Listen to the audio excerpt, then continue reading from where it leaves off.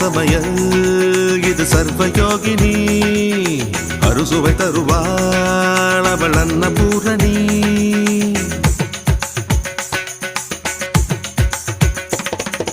சரவண சமையல் இது சர்வயோகினி அறுசுவை தருவாள் அவள் அன்னபூரணி